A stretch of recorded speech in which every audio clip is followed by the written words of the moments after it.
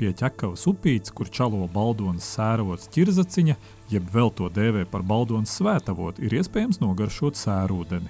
Tā brīnumainās spējas dziedēt slimības uz Baldonu gadsimtu gaitā atveduši neskaitāms atpūtniekus.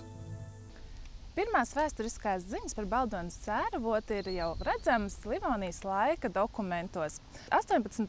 gadsimtā slavenās von Līvena dzimtas pārstāvis Friedrichs Georgs von Līvens veica pirmos labiekārtošanas darbus tieši šeit pie Baldonas sēravota. Un arī lika pamatus Baldonas kurortam. 1797. gadā 25. septembrī Krievijas imperators Pāvils I šeit lika izveidot, izdeva pavēli izveidot dziedniecības iestādi, kā arī aptieku, un arī tika oficiāli arī atklāta Baldonas kurvieta, kurai šogad mēs atzīmējam jau 220. gada dienu. Kurorts ļoti strauji attīstījās, tieši pateicoties Baldonas sērotam, minerālūdenim un dūņām.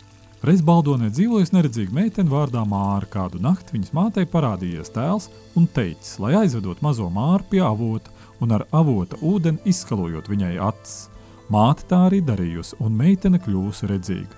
Kopš tā laika, kā stāsta teika, avots pazīstams ar savām dziednieciskajām īpašībām.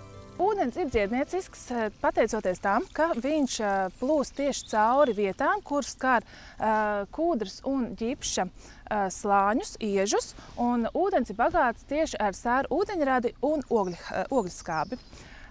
Visus aicinu jūs uz Baldoni, šeit uz Ceriņu parku, pašiem nobaudīt šo ūdeni, kā arī līdzi paņemt, varbūt kā ārstniecības līdzekli vai vienkārši kā suvenīru.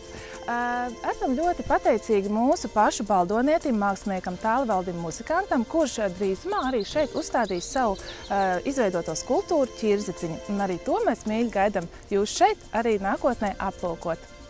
Mūsdienās šeit izveidots Ceriņu parks ar pastaigu takām, ceriņiem, košumkrūmiem un puķēm.